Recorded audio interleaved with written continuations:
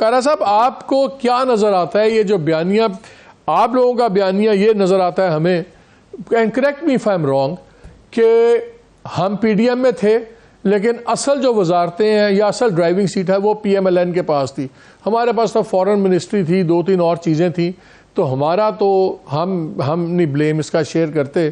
اور یہ جو چورن پی ایم ایل این اب تیار کرنے کی کوشش کر رہا ہے کہ یہ انقلاب 16 مہینے کسی کو یاد نہیں آیا, اس وقت کوئی چیز نہیں ہوئی, جو وہی جنرل باجوہ تھا جس کو انہوں نے ایکسٹینشن کا بھی ووٹ ڈالا, اس وقت general Bajwa was okay, he was fine.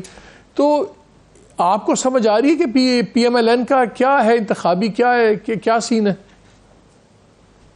مالک صاحب شکریہ. ایک تو یہ جو آپ فرما رہے ہیں نا کہ ہماری طرف سے الزام کہ جن کی گورنمنٹ تھی اور فلاں تھا, بیسیکلی ہوا یہ ہے کہ الیکشن کے دن جب قریب آتے ہیں تو پھر ہر جماعت اپنا اپنا بیانیہ بنا کے لوگوں کے پاس جانا چاہتی ہے. لیکن اصل اقبال صاحب کی ایک سٹیٹمنٹ کی وجہ سے جب چینی مہنگی ہوئی اور چینی کے ایکسپورٹ ہونے کی وجہ سے کچھ سوالات اٹھے, تو اس پہ انہوں نے کہا جی ہمارا تو اس سے کوئی تعلق نہیں ہے, وہ پیپلز پارٹی کی وزارت تھی, نوید قمر سے پوچھیں, پیپلز پارٹی جواب دے. اس کے جواب میں ہمارے کچھ دوستوں نے ایسے باتیں کی, یہ باتیں خلاف حقائق. بالکل ہم گورنمنٹ میں تھے, ہم ساتھ تھے, ہم مل کے فیصلے کرتے تھے. یہ کہنا کہ کون لیڈ میں تھا کون نہیں تھا, ہاں وہ بڑی پارٹی تھے, ان کا بڑا شیئر تھا, ہم چھوٹی اس کا شیئر میں چھوٹے تھے, بالکل وہ بات اپنی جگہ. لیکن پرفارمنس اوور آل اکٹھی ہوتی ہے, الگ الگ آپ آئیلینڈس کے اندر حکومتیں نہیں کر رہے ہوتے.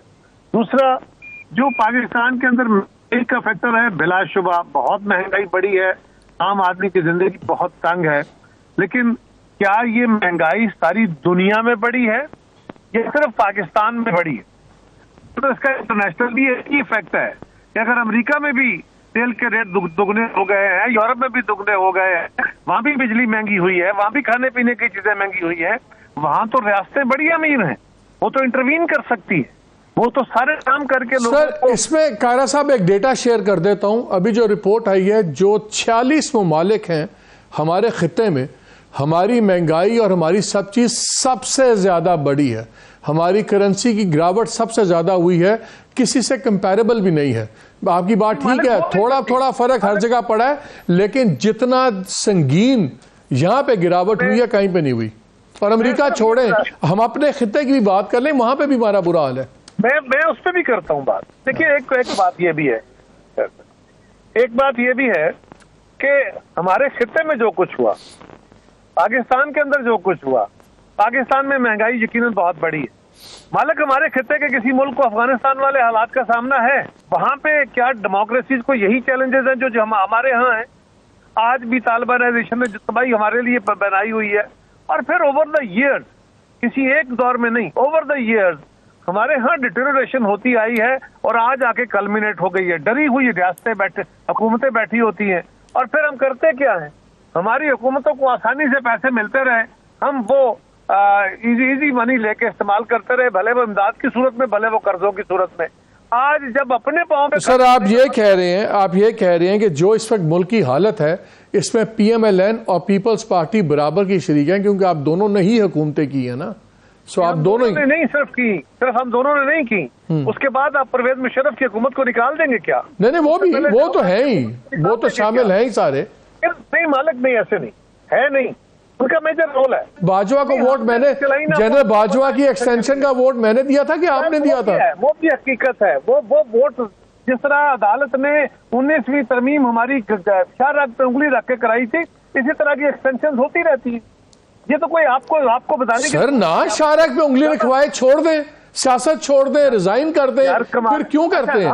اس کا مطلب ہے کہ ہم سیاست چھوڑ کے اس ملک کو چھوڑ کے کہیں اور جا کے بیٹھ جائیں. سر اگر ملک میں آپ نے سیاست میں فیصلے کرنے ہیں تو پھر غلط فیصلوں سے بہتر ہے کہ صحیح قدم اٹھائیں.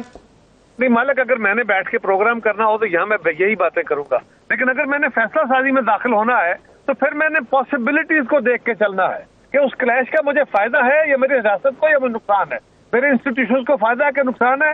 اس وینگ میں کیا آپ یہ مانتے ہیں کہ آپ نے پولیٹیکل اپنی سمجھداری سے ایسے کمپرومائزز کیے جو بیسکلی نیشنل انٹرسٹ کے خلاف الٹیمیٹلی ثابت ہوئے؟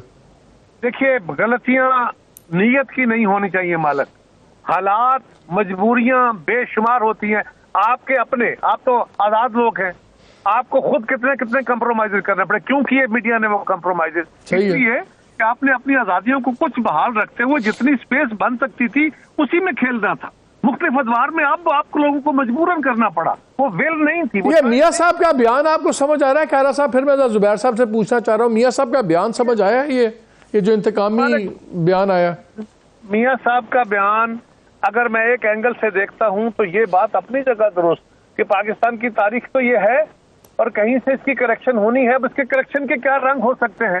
ایک جماعت یہ کہتی ہے کہ کریکشن کا رنگ یہ ہے کہ ہم ان کے خلاف ٹرائل کریں. انہوں نے اپنے دور میں پہلے بھی جنرل پرویز مشرف پہ آرٹیکل 6 تو لگایا تھا، لیکن میری جماعت کا موقف محترمہ بینظیر بھٹو شہید نے پہلے دیا تھا.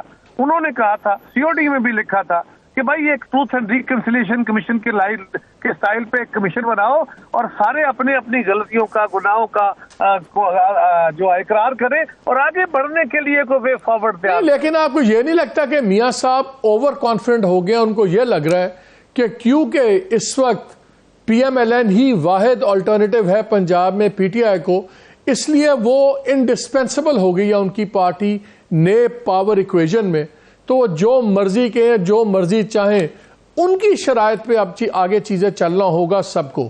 کیا میاں صاحب انڈسپینسیبل ہیں؟ بیکاز لگتا ہے کہ PMLN انڈسپینسیبل نہیں ہے پنجاب میں، لیکن کیا میاں صاحب انڈسپینسیبل ہیں؟ میرا خیال ہے کہ میاں صاحب پاکستان کے بڑے تجربہ کار سیاستدانوں میں ہیں، ان کو اس طرح کے گمان نہیں ہے، ان کو پاکستان کی پاور ڈائنامکس کا بھرپور اندازہ ہے. کچھ چیزیں وقت کے ساتھ ساتھ اپنے بیانیے کے طور پہ آتی ہیں، آنے والے دنوں میں اور سمجھ آئے گی.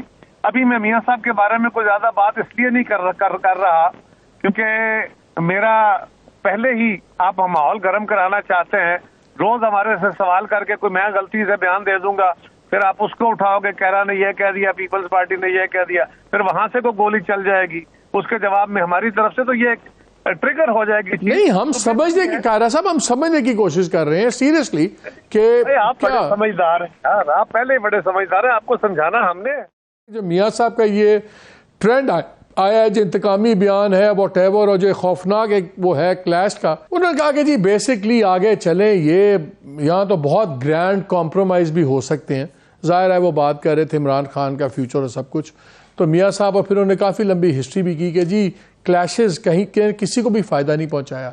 اگر میاں صاحب کی روش برقرار رہی، خود ان کے اپنے سینیٹرز ڈس ایگری کر رہے ہیں، تو آپ کے خیال میں کیا اس کا نقصان صرف ان کو ہو سکتا ہے کہ پورے نظام کو ہو سکتا ہے؟ مالک، میں اس کو دیکھنے کا میرا انداز یہ ہے کہ انہوں نے ایک آبجیکٹو کنڈیشن کا تجزیہ کیا ہے.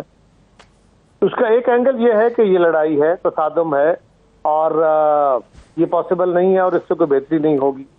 دوسرا یہ بھی ہے کہ جس کا میں نے پہلے بھی عرض کیا کہ یہ سارے حقائق تو موجود ہیں، برے کو برا کہنا تو ہے، لیکن اس کا ایک سافٹ رنگ یہی ہے کہ وہ اپنے اقرار کرے.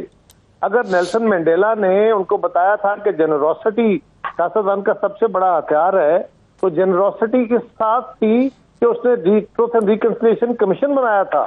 وہاں پہ سب نے آ کے اپنے اپنے غلطیوں کا، اپنے اپنے گناہوں کا اقرار کیا تھا اور پھر آگے بڑھنے کے راستے پیدا ہوئے تھے. انتقام تب ختم ہوا تھا. اگر کوئی اقرار ہی نہیں کرتا، اپنے رویے وتیرے نہیں بدلتا، تو پھر صورتحال مختلف ہوتی ہے. میں آج بھی سمجھتا ہوں، میری قیادت بھی یہ سمجھتی ہے کہ بالکل ڈائلاگ کے راستے کھلنے چاہیے، ڈائلاگ کے ذریعے معاملات حل ہونے چاہیے، اور ہمیں ایک بالکل ساری جماعتوں کو بھی اور اداروں کو بھی اس ڈائلاگ کے عمل میں آنا پڑے گا. ورنہ جس طرح ہم آئین کو ایک پردے کے طور پہ استعمال کر رہے ہیں، اس کی روح کے تحت استعمال نہیں کرتے. سارے کہتے ہیں آئین کے تحت عمل کر رہے ہیں، عمل نہیں کر رہے.